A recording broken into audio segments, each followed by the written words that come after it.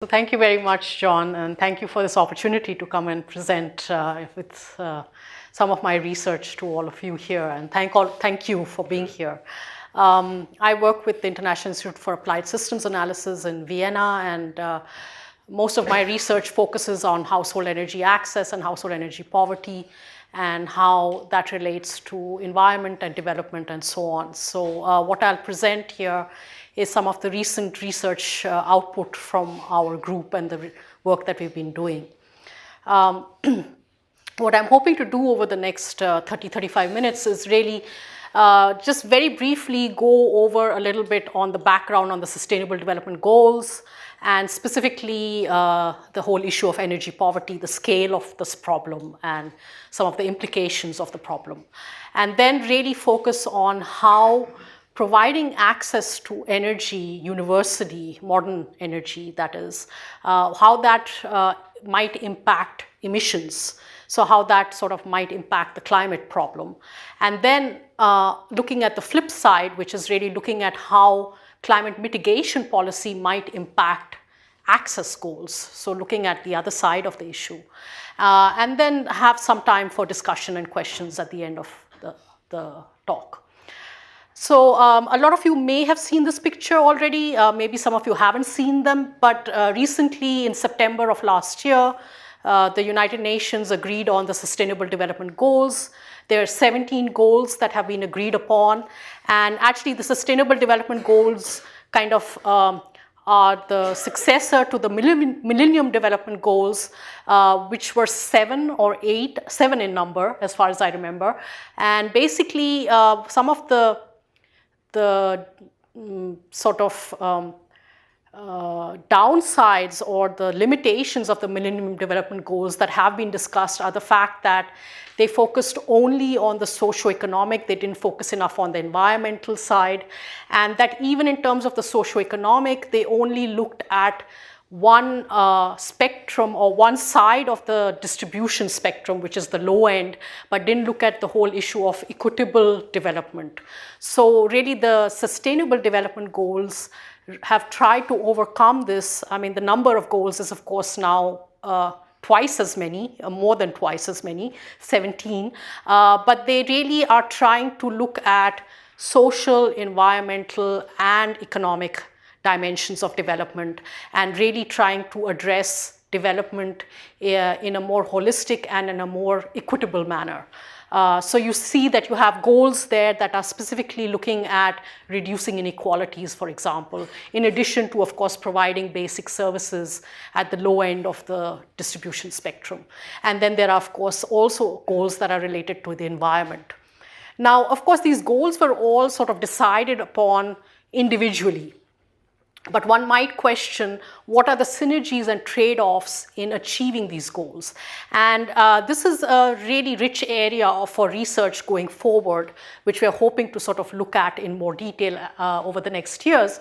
And one of the things that has already been thought about is this work that is not my work, work that came out in the Lancet last year, looking specifically at the health goal, but really trying to think about the goals in terms of 3 concentric circles, as you can see here, with basically the goals relating to human well-being, whether that be education, sanitation, health, so on and so forth, being the core of the circle.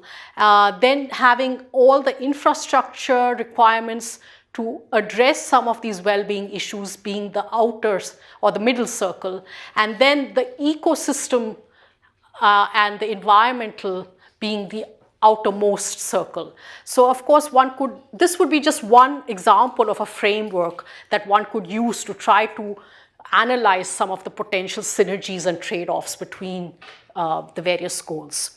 Now, in the talk that I'm going to give here, I'm going to focus really on only 2 of the goals. And peripherally, I'll talk about some of the other goals, but really I'm talking about these two goals. The one that has to do with goal number 7, which is affordable and clean energy.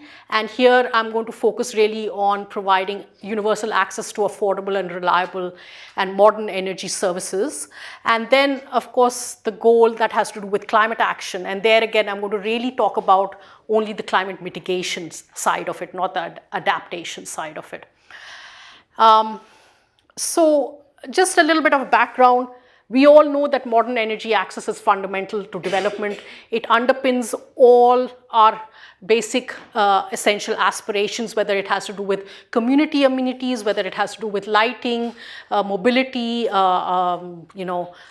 entertainment, communication. All of this requires energy services.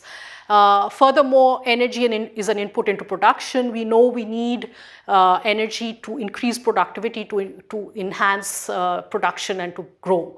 So we know this as a basic reality. However, the situation today is such that there is not an equitable distribution of energy around the globe. And this is a global map that shows you what the distribution of population is that lack access to modern energy. So that means lacking access to electricity services or lacking access to modern fuels for cooking or thermal purposes. And what's very clear from this is that there are two areas of the world, South and Southeast Asia and Sub-Saharan Africa, that are really the hot spots in terms of where the people live without access to modern energy services. And globally, we have estimates of about 40% of the globe really lacking access to modern energy for cooking and heating, and about 20% that don't have access to any electricity. This is only those people who are not connected to any electricity source. There are many, many more that are connected to an electricity source but don't get reliable electricity supply. So estimates show that there are about 3 billion people who don't have access to clean cooking, about 1 billion people who don't have access to electricity. And this is really one of the biggest sources of household air pollution, cooking with solid fuels. Really, the cooking with solid fuels and lighting with kerosene is a major source of pollution within homes, which affects health and is considered one of the biggest environmental risk factors globally today. Over 4.3 million people are estimated to die every year because of cooking with solid fuels. It's also a major contributor to short-lived climate forces. So one seems to think that cooking with biomass might be a clean option. Yes, in some ways, biomass is synonymous with renewable, but the way the biomass is being used for cooking today in much of the world, this is not clean. Neither is it clean in the household, nor is it clean for the environment. And more so, kerosene lamps, which are used for lighting in much of the globe, where you don't have electricity supply or electricity connection, is a major source of black carbon. And so this is also a major concern. If we look at the consequences of solid fuel use for cooking or heating, we know that it can lead to local forest and soil degradation in areas where this is not done sustainably. If the wood that is harvested is not harvested sustainably, that has CO2 emissions associated with it.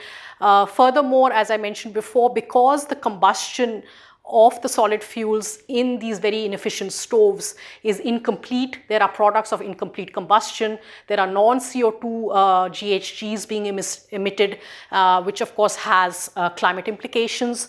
And of course, now there's growing concern about the impacts of the black carbon on Arctic and glacial melting. So these are all environmental implications that are occurring at the moment because of cooking with solid fuels and with biomass.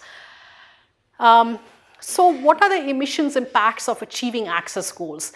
There is not a lot of research that has been done on this, but what we see out there in terms of the few studies that have been done seem to indicate that providing universal access to modern energy, which means providing access to electricity to everyone and providing clean cooking fuels and stoves to everyone, will have a very minimal or sort of negligible impact on emissions. And this is because as I've shown before, the fact is that cooking with biomass, cooking with solid fuels is not having a zero impact on the environment today. I already mentioned all the impacts that are occurring already. So when you displace biomass by even something like LPG, which is a fossil-based energy source, what's happening is, firstly, there's a huge efficiency gain.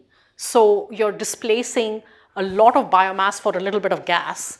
And then moreover, you're doing away with the emissions associated with the incomplete combustion of biomass. So in fact, what we see in terms of the literature that's out there seems to suggest that there's very little impact from providing universal access to modern energy universally in terms of emissions. And we've done some analysis of our own to try to look at what these impacts might be. So this is one study which was done, which looked at the contribution of electricity access in India to CO2 emissions. This is a retrospective study. So it was really looking historically at what's happened in India over the last 3 or 4 decades, and then trying to estimate how much of the emissions growth in India can be attributed to providing access to people, providing access in terms of electricity to people. And what we see is that over the last 30 years, India has provided 650 million people with electricity, which is a large number of people. And basically, average household electricity use is still very, very low, even though it's doubled over this period. So it was about 400 kilowatt hours per household back in 1981, and now it's over 900. Now, if you compare that to China, I think China has an average about 1,200 per household. In the US, it's about 10,000 per household. So you can see what the scale is in terms of the use. Now, if we look at emissions growth in India over the last 30 years, of course, there has been a tenfold increase in emissions growth. But what we see is that residential sector emissions have also increased, and they're a much larger fraction of the total emissions than it was 30 years ago. But what we see is that in terms of access, the total increase in providing these 650 million people with access has really contributed only 3 to 4% of the total emissions growth. So it's a really tiny fraction of the total emissions growth that occurred in India. And this is because the demand is still very, very low. So even though you have a large number of people gaining access to electricity, they're still using very little electricity. So emissions impacts remain very, very low. This was another study that looked at what the impacts of kerosene use for lighting in India are. And here what we found was that basically over 70% of kerosene demand in the household sector is for lighting. So it's a huge part of the demand. Moreover, of course, 80% of that rural lighting demand, of that total lighting demand is from the rural sector.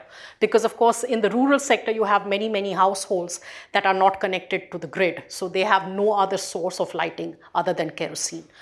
But what was interesting to us was the fact that not only are people who are connected to the grid using kerosene, who are not connected to the grid using kerosene for lighting, but there are lots of people who are connected to the grid who continue to use kerosene as a backup source of lighting, or because they can't afford enough electricity.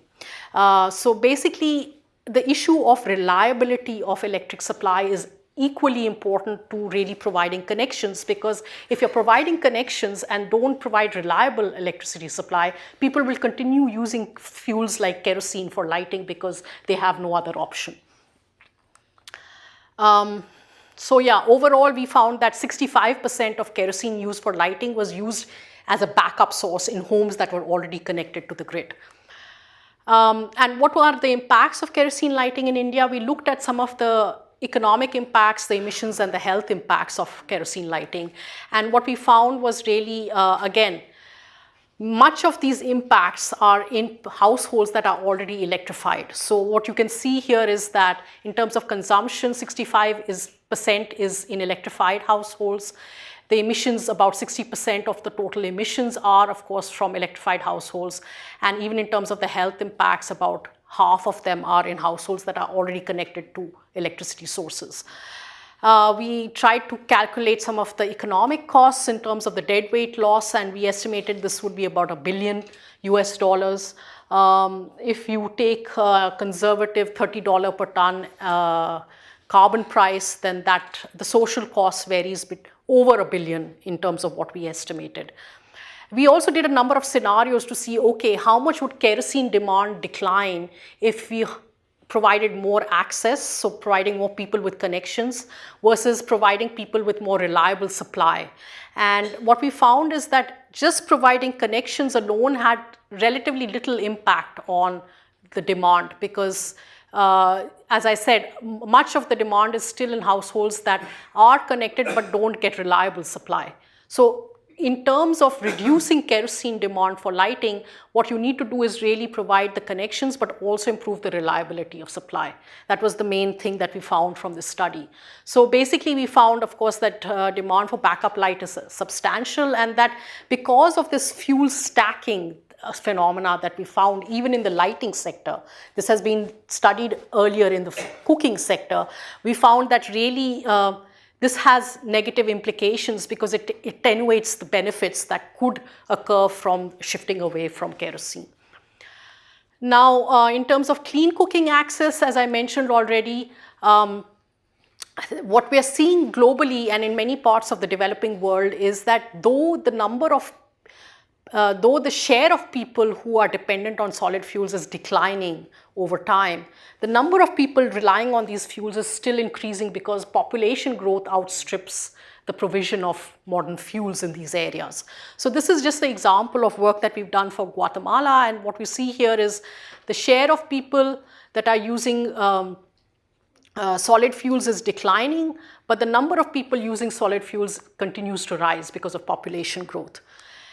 This is looking over the last 2 decades, and we see that there's a 30% increase in the number of users. And more so what we find is that even in terms of the average use of fuel wood per person who's using fuel wood, there's been a slight increase. Not very dramatic, but there's been a slight increase in the number of use per person.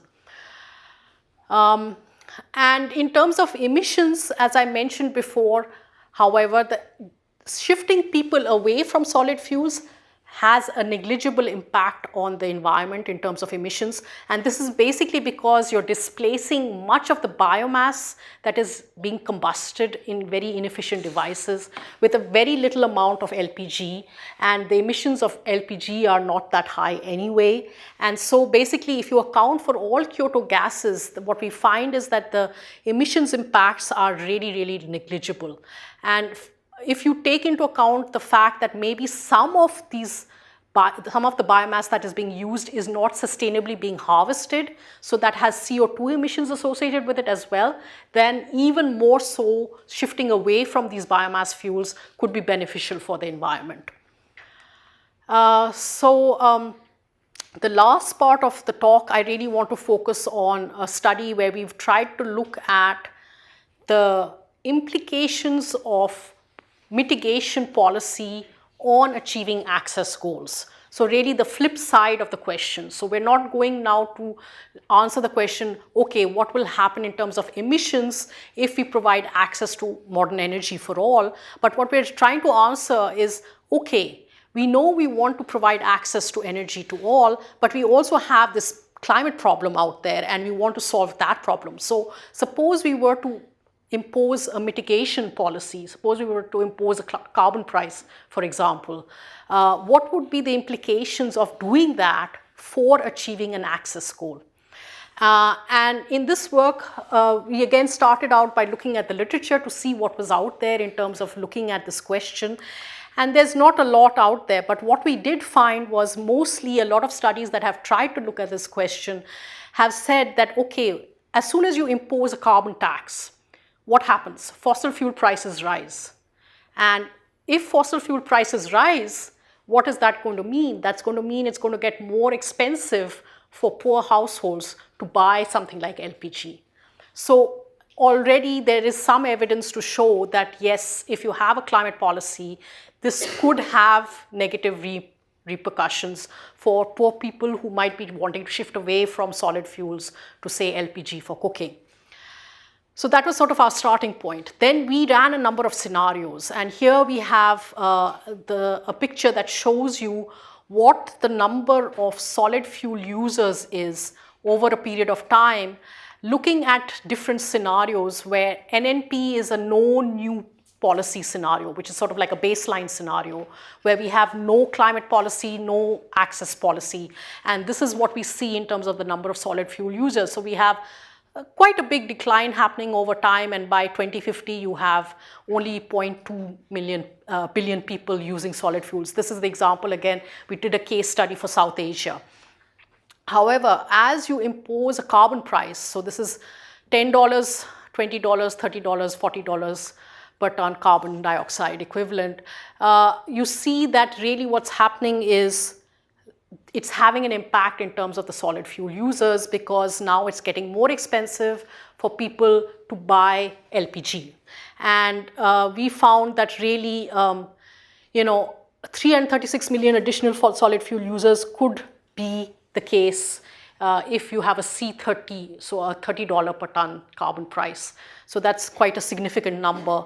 And if you have an even more stringent climate policy, say a C40, which is sort of equivalent to a 66% probability of meeting the 2-degree target, we would find that even a larger number, up to 433 million additional people, may not be able to switch away from solid fuels by 2030.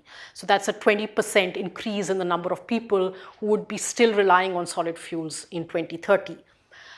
So then our next question was, okay, let's try and see, in addition, what is the distributional impact? So in other words, let's not just see total numbers of solid fuel users, but let's look at what would be the impact of such a climate policy on different groups of people. And here you see that we've sort of divided up the population into urban and rural, so that's U and R. And then we've got 2 groups in urban and 2 groups in rural, which are really distinguishing between the very poor and the less poor in urban and rural groups. So for example, R1 is the less than $2 a day group, R2 is the greater than $2 a day group in the rural areas, and then in urban areas, U1 is the less than $5 a day, and U2 is the greater than $5 a day group in urban areas.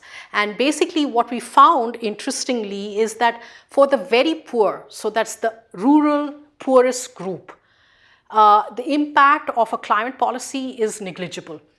The reason being, this is a group that really cannot afford to switch away from solid fuels even without the imposition of a climate policy. So in other words, they are so poor that they really are not going to be able to switch away from solid fuels even when you don't have climate policy. And then in addition, what we found was, again, for the richest group, which is the urban greater than $5 a day group, again, climate policy doesn't have much of an impact because these guys are rich enough that they're anyway switching away from solid fuels and moving to LPG for cooking. So whether the price goes up a little bit, it's not going to have a big impact on them. They can afford to switch away from solid fuels. But the big losers are really the people who are the less well off in urban areas, so the less than $5 a day in urban areas, and the biggest losers are really the greater than $2 a day group in rural areas. So really not the poorest of the poor in rural areas, but the ones who are a little bit better off in rural areas, who over a period of time would have had income growth that would have allowed them to switch away from solid fuel use. But then because of climate policy and increases in the price of LPG are now not being able to switch away from solid fuels. So in addition to really looking at the picture on an aggregate scale and looking at the total number of people who would be probably affected by such a policy, we also were really interested in looking at, okay, what are the distributional impacts in terms of different income groups and rural and urban population groups. And then we said, okay, fine. Now, suppose we wanted to achieve both the access goal and a climate goal. How could this be done? I mean, what kind of policies do you need and what kind of instruments could you use to really achieve both the goals? And this looks like a slightly complicated picture, but it's actually rather simple. It's showing you the total access policy cost in 2030. And it's really looking at 3 different scenarios. The pink one being a scenario where you have no new policy. So you have neither an access policy nor a climate policy. And this is really what's the pink bars. And then the blue bars, the dark blue and the light blue, are really 2 different climate policy scenarios where we're saying, okay, fine, now what would be the additional cost of achieving an access goal if you had also climate policy in place? And the dark areas really reflect what would be sort of the minimum policy cost. And then the lighter areas reflect what would be the policy cost in the case where you're not using the most efficient policy instruments to achieve that particular policy. And this is the dark line here really reflects what is the current government outlay for subsidies for LPG in India. And what we found really is that universal clean cooking by 2030 will not be achieved even in the absence of climate policy. So in other words, what we're seeing is that really achieving access for everyone to clean cooking by 2030 is not going to happen even if you don't have climate policy in place. Of course, once you put climate policy in place, the costs for achieving the access goal do rise and could be up to 44% higher. So there is some impact in terms of increasing the cost of achieving access policies if you have stringent climate mitigation in place. However, the incremental costs fall within the bounds of inefficient support policies, and they could even be met potentially by transfers through an international climate agreement that would perhaps do a per capita basis for emissions. So basically what we found was that though it becomes more costly to achieve an access goal if you impose stringent climate policy, there are ways to design the policy that would perhaps reduce those costs. That could be done in a more cost-effective way. And moreover, if you had an international climate agreement that took per capita emissions as its basis, for example, then South Asia would be a net recipient in terms of climate funds, and that would be exceeding what this additional access policy cost would be. So we also estimated the health impacts in this case, and we found that, of course, there are significant health impacts today. We know that already these are deaths estimated for 2030. If you had no access policy and no climate policy, you still would have significant numbers of people relying on solid fuels, and therefore over 1 million deaths per year due to household air pollution. In the case where you had a climate policy of $30 per ton CO2 price, the number of deaths could rise because, of course, now you have more people dependent on solid fuels. But of course, if you imposed universal access policies, whether that be with climate policy or without climate policy, you could really reduce the number of people dependent on solid fuels, and that could have a big health benefit. So I just wanted to wrap up this with some broad conclusions from the work that we've been doing. And what we found is that really in the work that we've done, that there can be synergies among sustainable development goals, like just the 2 that I've focused on in this talk here. And you know, if you're designing policies really to achieve one goal without really considering the implications of that for other goals, then you might impede progress on other goals. However, you know, this really requires strong analysis and strong research to try to understand what these potential synergies and trade-offs are. And then that work could feed into really designing policies that are aimed at achieving goals simultaneously, rather than sort of doing it in a single objective way. The alignment of goals across different areas or different dimensions gives you many potential opportunities for synergies. But of course, this is institutionally quite difficult to do, because traditionally we've been working in a world where we think about objectives in a single-minded way.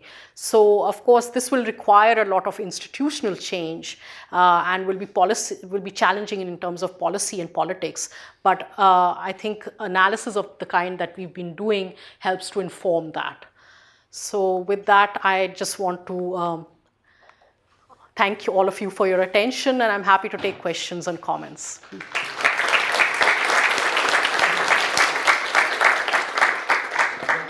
Thanks, Shonali. You actually promised to leave time for questions, and you did. I think that's the first time all year that that's actually happened. So, as usual, we'll start with student questions in the back. Yes, ma'am. So, the part that you describe about like mitigation actions actually, causing fossil fuel increase and decreasing the lag, so that was super interesting. Did you do the same sort of analysis for electricity that you did for cooking energy? Because no, this particular study was looking specifically at clean cooking access alone. We didn't look at, but I mean, you could assume, I mean, you could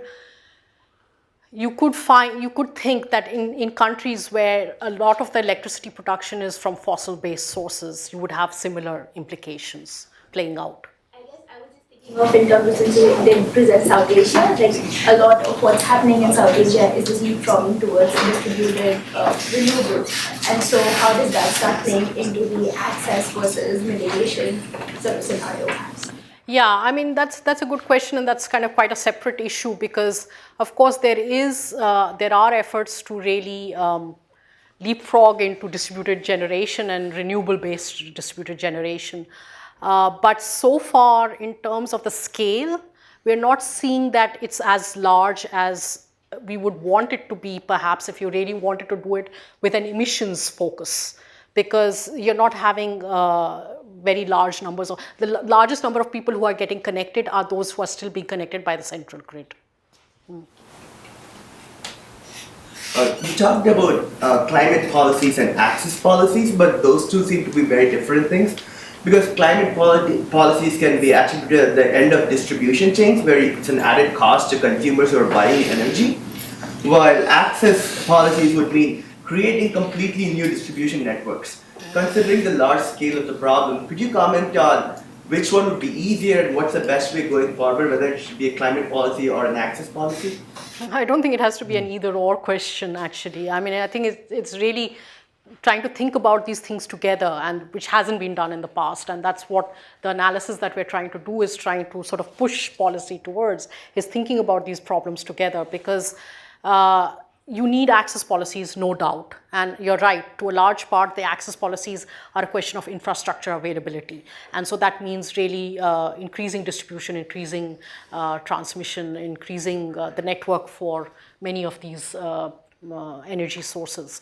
But then at the same time, we do have a climate problem, and we do have to think about mitigation. But of course, if you're going to think about mitigation without these developmental concerns in mind, then you're going to end up with a problem ultimately. So that's what this analysis was trying to sort of address, was the fact that, it's not a question of saying, okay, you shouldn't be doing mitigation. Yes, you should be doing mitigation, but how can you do mitigation without impacting the poor, without impeding some of these other, goals that you want to achieve, like access? One in the back here, and then. Okay, thank you for a great talk. I appreciate it. But I think my question is followed by the emission. I saw a graph about the solid fuel users decline when you have a carbon tax, right? But I just confused why you have more decrease when you have no policy, but have the $40 per carbon emission, you have a slight, a more flat curve in the demand, in the decrease of the solid fuel users. And another question is that the reduction of the users imply the reduction of the actual emission? Because I think maybe the different users have a different emission rate or emission amount, right? And is that a cost benefit? Because maybe the cost to switch to a renewable energy or other energy rather than the solid fuel maybe cost a lot to the individual users. So I'm not sure if I got your questions exactly, but I'll try and answer what I think was your question. So the first question was to do with the graph that showed you how solid fuel users decline over time, right? Now there, what the graph was really showing you was that in a case where you have no climate policy, you're going to have a decline in the number of solid fuel users over time, basically because incomes are rising, there's more urbanization taking place, infrastructure availability is improving over time, and so therefore there will be a decline in the number of people using solid fuels over a period. But if you impose climate policy, what happens is that the price of alternatives to solid fuels like LPG, which was what we were studying in this particular case study, is going to get more expensive, right? Because now you're putting a price on carbon and LPG is a carbon-based fuel.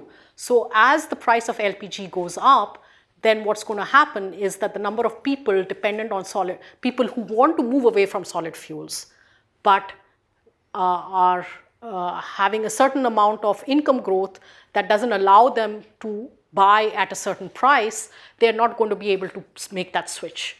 And therefore, what happens is as the stringency of your climate policy increases, the price rise for end users for LPG will also rise.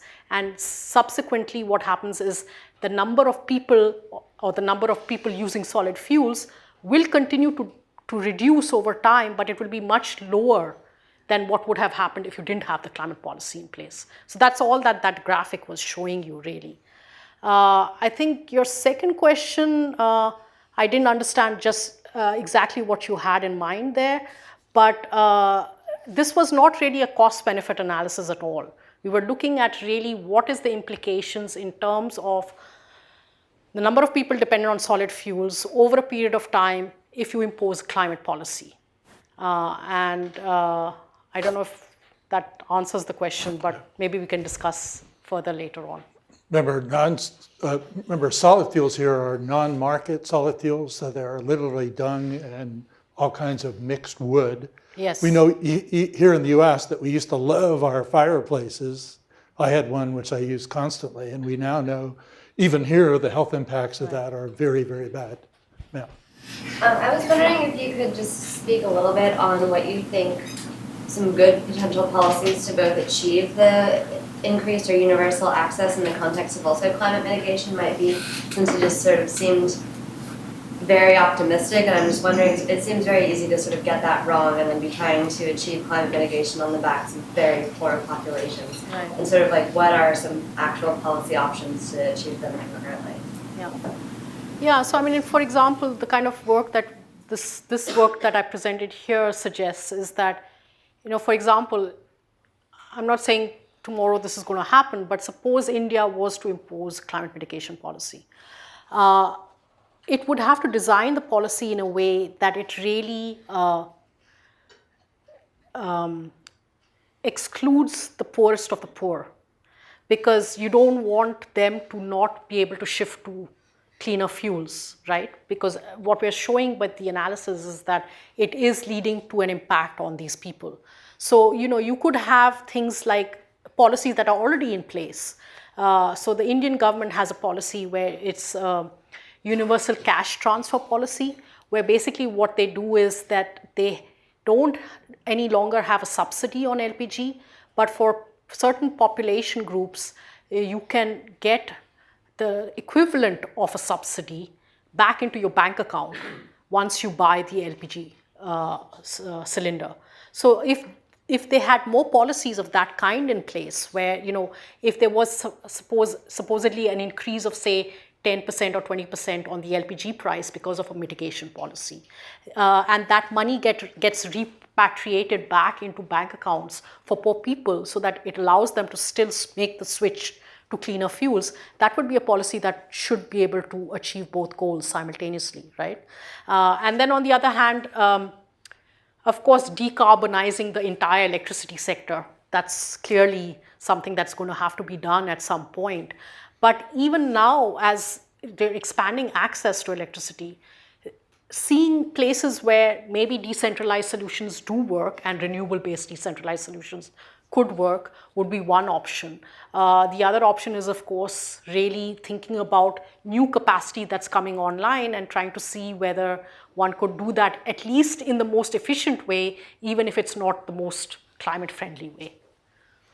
We have one way in the back.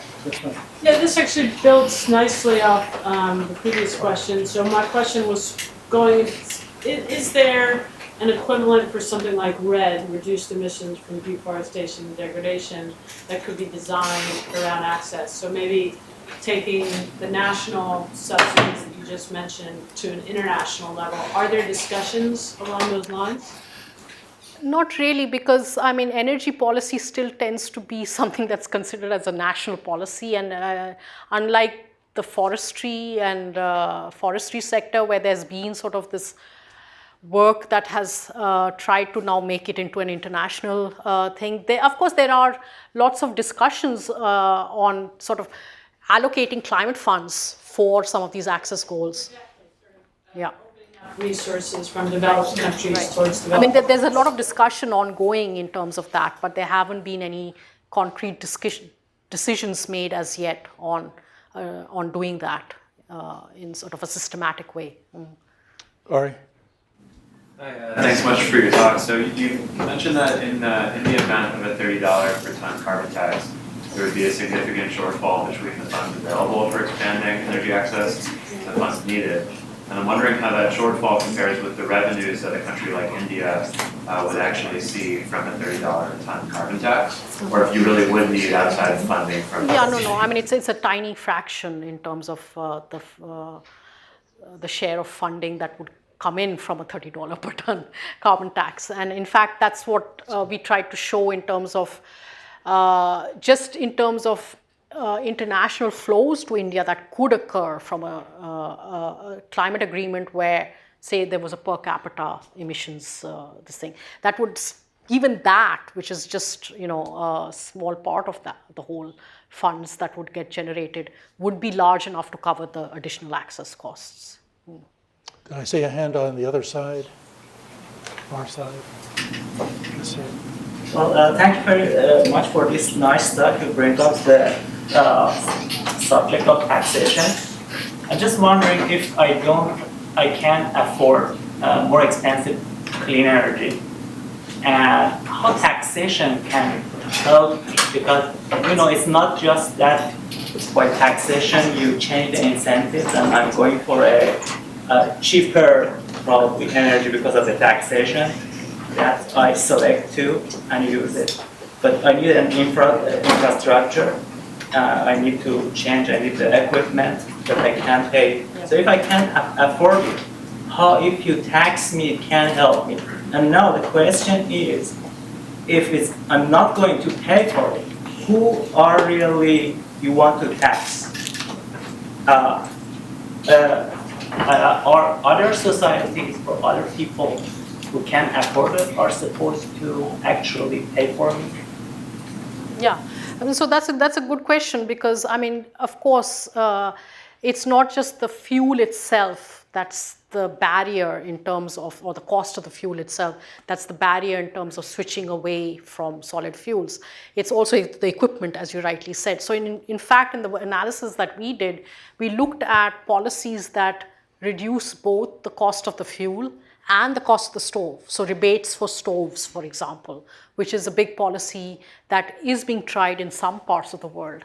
And in fact, what we found from our analysis was that the upfront cost of the stove is often a bigger barrier for switching away from what you're currently using than the cost of the fuel, the recurrent cost of the fuel, because these are people who have low incomes and have very high discount rates, and therefore the first cost, the big lump sum cost associated with the stove and the LPG cylinder is really the big barrier for them. So really providing either microfinance or rebates on the stoves is equally important in getting people to shift away from solid fuels than the cost of the fuel itself. So that's really an important point. Yeah. You have time for one more? Yes, sir. So when you have, so it's obvious that these climate mitigation taxes actually kill people.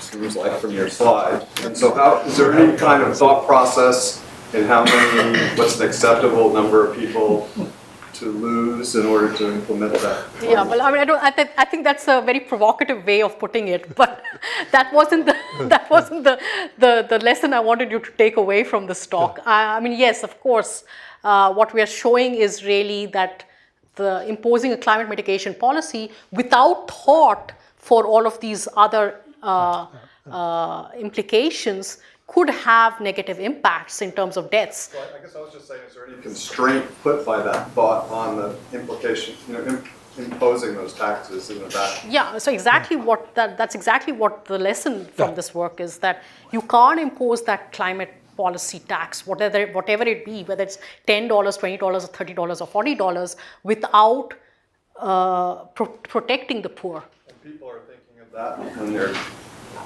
I hope this work will get them to think about that.